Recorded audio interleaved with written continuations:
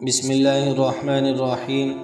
حضرت انس رضی اللہ تعالی عنہ سے روایت ہے کہ رسول اللہ صلی اللہ علیہ وسلم نے فرمایا، ایک زمانہ لوگوں پر ایسا آئے گا جس میں دین پر صبر کرنے والا شخص اس آدمی کے مانند ہوگا جس نے اپنی مٹھی میں انگارہ لے لیا ہو، یعنی جس طرح انگارے کو ہاتھ میں رکھنا دشوار ہے، اسی طرح دین پر قائم رہنا بھی دشوار ہوگا۔ حضرت ابو ہریرہ رضی اللہ تعالی عنہ سے روایت ہے کہ رسول اللہ صلی اللہ علیہ وسلم نے فرمایا، جب تمہارے امراء تمہارے بہتر لوگ ہوں اور دولت مند تمہارے سخی ہوں اور تمہارے امور باہمی مشورے سے طے پائیں، اس وقت زمین کی پشت تمہارے لیے زمین کے پیڑ سے بہتر ہوگی،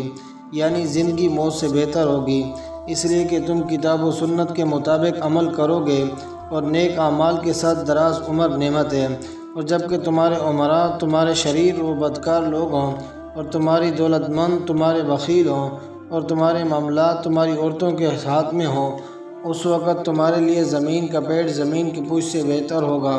یعنی تمہاری موت تمہاری زندگی سے بہتر ہوگی۔ حضرت ابن عباس رضی اللہ تعالی عنہما سے روایت ہے کہ رسول اللہ صلی اللہ علیہ وسلم نے فرمایا، جس قوم میں مال غنیمت کے اندر خیانت کرنے کا عیب پیدا ہو جائے، اللہ تعالیٰ ان کے دلوں میں دشمنوں کا رعب اور خوف پیدا کر دیتا ہے، اور جس قوم میں زناکاری پھیلتی ہے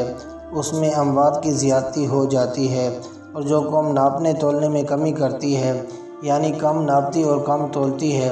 اس کا رزق اٹھا لیا جاتا ہے، یعنی رزق حلال یا رزق کی برکت اٹھا لی جاتی ہے، اور جو قوم ناحق حکم کرتی ہے، یعنی اس کے امراء احکام نافذ کرنے میں عدل و انصاف کو ملحوظ نہیں رکھتے اور ناحق احکام جاری کرتے ہیں، اس میں خون ریزی پھیل جاتی ہے، اور جو قوم اپنے عہد کو توڑتی ہے اس پر دشمن کو مسلط کر دیا جاتا ہے۔ حضرت انس رضی اللہ تعالی عنہ سے روایت ہے کہ رسول اللہ صلی اللہ علیہ وسلم نے فرمایا،